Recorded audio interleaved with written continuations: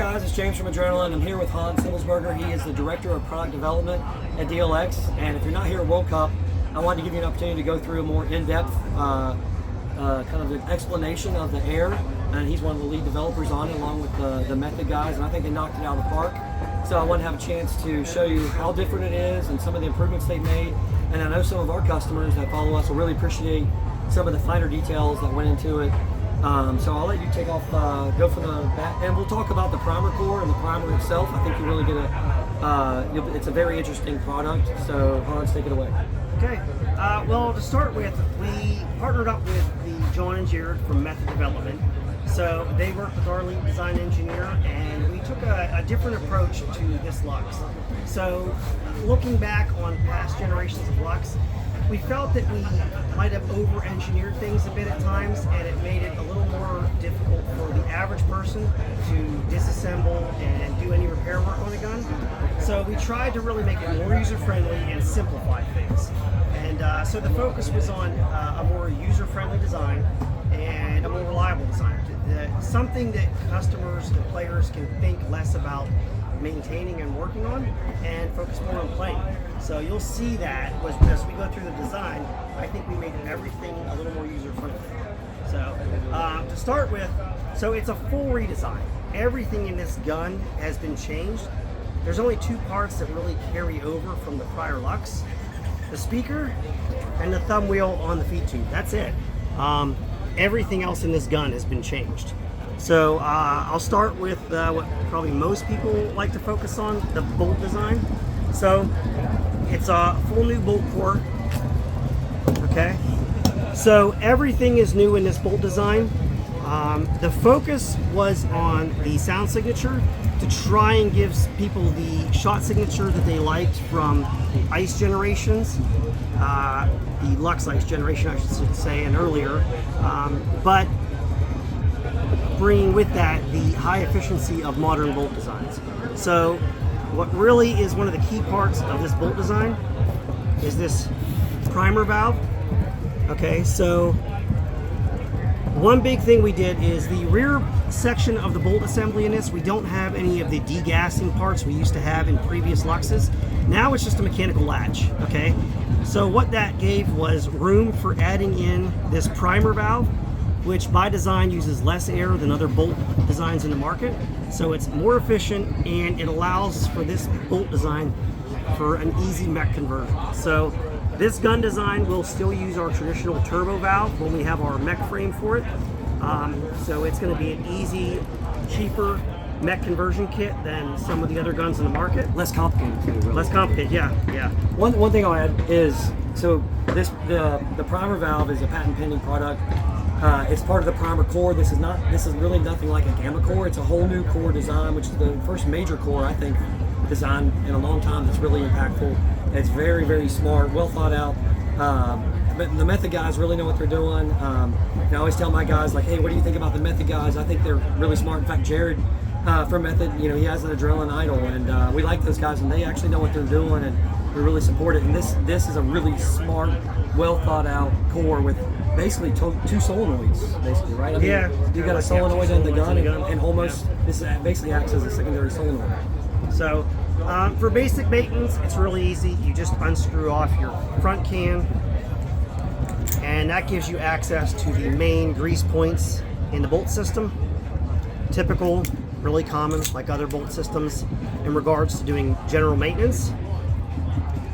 So that's the general grasp of the bolt system. So keeping with the upper bore, the eye covers have been redesigned. So the front cover of the gun, which we just have some 3D printed parts here right now. We don't have the production injection molded parts, but we went to so the regulator got moved down to the ASA and lower frame of the gun. And show that it's now a 1/8 the velocity. Yeah. So 1/8 Allen key adjustment. Kind of an industry standard. We tried to go industry standard with a lot of things just to make it easier for players to not have to think about which Allen key is for which gun. So it just makes it just more user friendly. Now, like I said, that was the focus of this design. So regulator in the ASA, the degas feature is in the ASA. So now the foregrip of the gun houses our battery, okay? And we went with something that... Let me just add one thing, sorry Hans. Degassing is in the ASA, so what that means now is when you degas it, because the degassing occurs in the ASA, there's no more burping here or one shot left in the gun. When you degas it here, it's completely out of air. Yeah, when you pivot up the tail cover to release the bolt system, you're just releasing the mechanical latch. There's no degassing anymore. It's already degassed once you flip your ASA. So anyways, the front section of the body here, so when I pull off this foregrip, okay, that's going to give me access to the eye cover locks right on the side here. I'm going to take off the left side here because this one has the detent. We went to a single piece detent, so it's very easy to install and remove. It's just a flexible arm, so it acts like a spring detent, kind of like a dynamic design that springs back and has more life to it than just a nubbin style detent. This was something we put a lot of time and testing into. It was one of those things I didn't want to go away from our spring design until we knew we had something as reliable and long lasting as the spring design we've had in our detents since the Gen 1 locks. And this was something Jared really pushed for, and he did a great job with this. This thing, we've been testing one for 6 months. We have not worn one out. We've shoved exhaust squeegees down in the breech, foam swabs, and twisted them, and we have not been able to damage, twist, or pull out this detent. It's been extremely durable. So the tech support case of having shells in the springs and that sticking the bolt out causing chops, that's gone now, and this is a fully sealed design, so you'll never ever get paint in there, right? Right. That's one part of it's a sealed breech design. So literally you can run a garden hose through this thing and clean it. The detents are sealed. We have a lens cover we have wired eyes in this gun. They plug in right on the upper board here, so it's a very short wire path. It's less than 1 inch long, but it's wired eyes, and we have a lens cover that is sealed as well. So your eye sensors are never exposed to paint in the breech or sand. Why don't you talk about the lens itself? Yeah, the lens material, so you put a lens over something, you're going to lose some signal strength. So we use the same material they use in TV remotes, which actually allows IR to pass through easier. So we're not losing a lot of our signal strength with those eye sensors. Like I said, there's an O-ring seal underneath that, so that's part of those two pieces now fully seal the breech, keep everything out, so we're not getting paint draining down into the body assembly and into the electronics. So just another part of trying to make this easier for cleaning, easier for maintenance. And if you've seen any videos from people here at World Cup with the grip falling off, just know that this grip is just a 3D printed for World Cup only. Yeah, these are just for display. They are not the production. The production model will have procedures built into the mold that latches it. Yeah, there's going to be 4 locking points on this foregrip that slides on, locks in with this upper part of the body here. Another important thing is, so we went with a different battery technology. So our battery here, you see, it's a single battery in this foregrip. And what's really nice about that is it is a more rounded foregrip. It feels more natural and common to what a foregrip is and typically if you can't shaped tell from like. home, this is metal and then that was rubber. Yeah, really important. So it's a metal core. All right, so you hit this thing off the ground, you're not going to break this. So very strong, solid battery housing. It's a metal front plate. It's a set screw that locks that in, so that is removable. You could change to different designs in the future. And then the plastic overmolded foregrip in the back that slides on is going to give you a lot of your grip texture and soft grip texture surface to grab onto. So, but it's a very solid, strong foregrip design, and because it's a single battery, it gives you a lot of clearance between your foregrip and the trigger guard. You can fit your thumb in there easily and have plenty of clearance. And we have a large trigger guard opening, so it wasn't like we compromised that and pulled that back. We have a lot of room in here and a ton of space between the foregrip and the trigger guard. And the original estimates were somewhere between 100 and 120,000 shots. You've been saying 100 right here. Yeah, so we're just being a little conservative. being conservative. So, I mean, for someone my age, that's a season. But yeah, basically it's a very long charge, and you can also buy spares of these for like $2 or $3 from Amazon, right? Yeah, so let me get into this more. So this is what they refer to as a lithium iron battery chemistry. Not ion, but iron. Lithium iron. So Life PO4, I believe, is the kind of abbreviation for it. But this is what Tesla went to this type of battery design in 2021. The advantages over lithium ion is it's safer, way less chances of a fire risk if you short circuit this or run it dead. This thing has a colder operating temperature. It doesn't self-drain like lithium ion. It has over twice the charge cycles. So it's a longer lasting, more durable battery and safer. And it's very common. These things are used in solar lights, your garden solar lights, and vapes.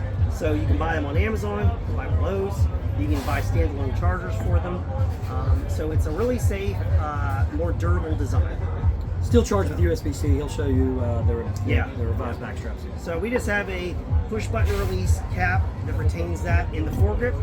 So after you remove your grip cover, this piece comes out the bottom and your battery drops right out the bottom if you ever need to swap it out. Swap to one that you're charging in a standalone charger or swap to a new battery or whatever. So very easy to access. Okay. So power button? Oh yes. So another thing we did was for years and generations of this gun. So, common in this industry is a power button on the back side of your trigger frame.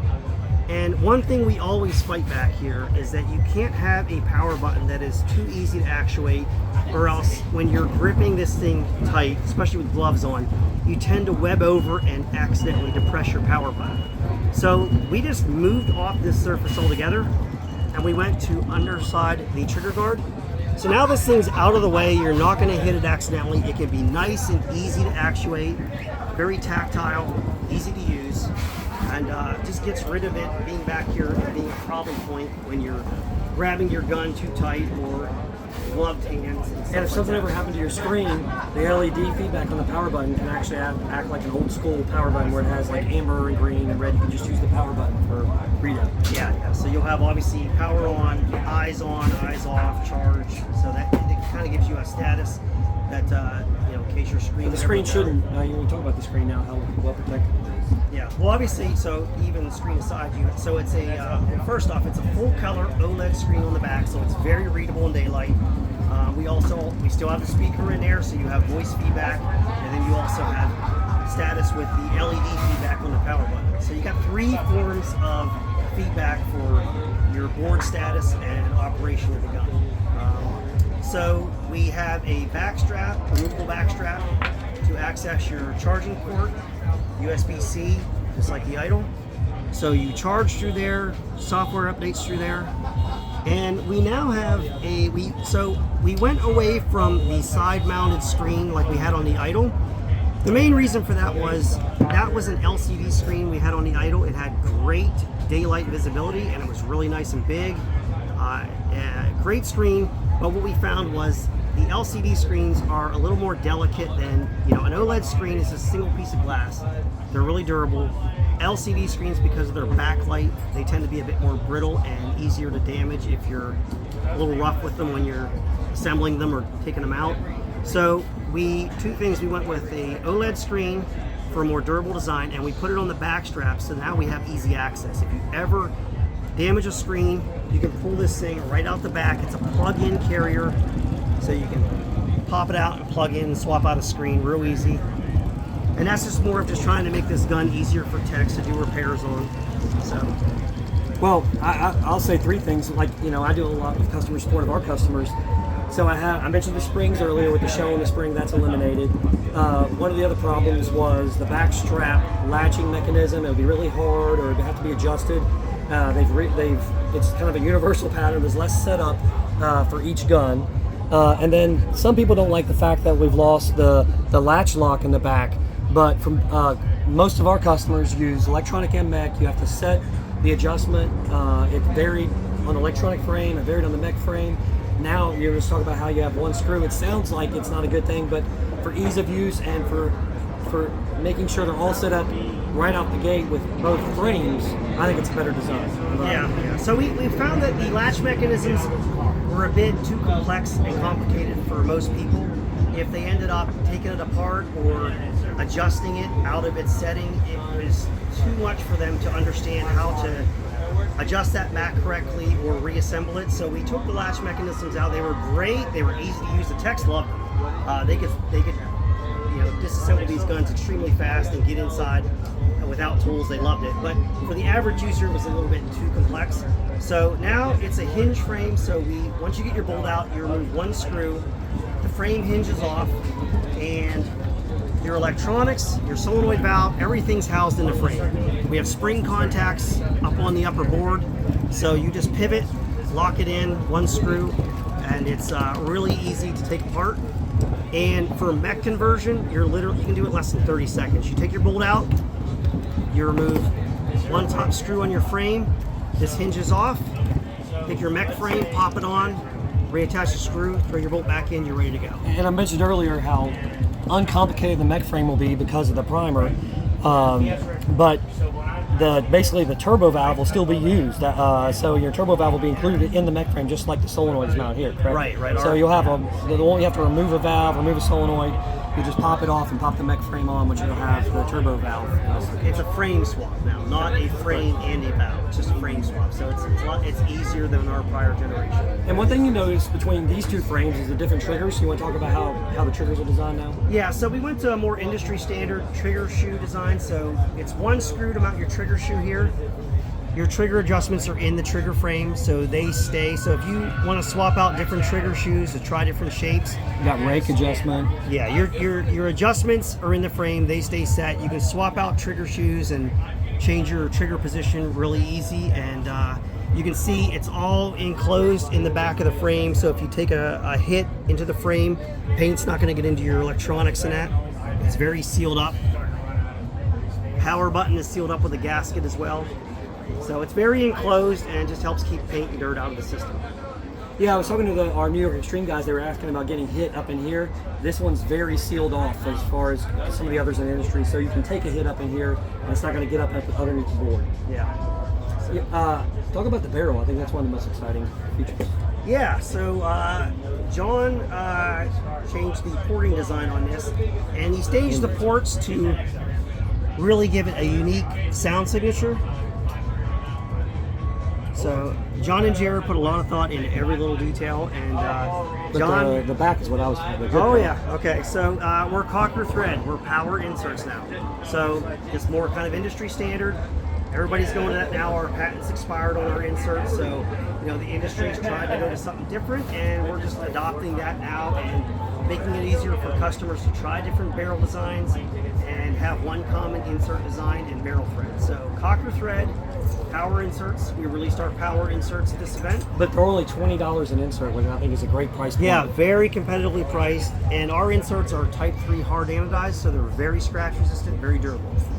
So I think everybody's going to love the barrel, and I like the fact that they can just try out, like I said, a lot of different barrel designs and different porting fronts and inserts wherever they want. Yeah. So I think that about covers it. Anything else you can think of?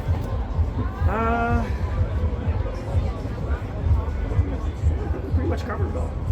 So I think they've spent a lot of time on minimizing variances so that it's very consistent, works every time out of the box. From gun to gun, it's going to be easy to set up, and it's going to be easy to maintain. I think it's a very well thought out design. So I'm excited about, especially the new core. The primer core looks really cool. So I'm excited to start to play with that and try it out. All right, thanks guys. Thanks.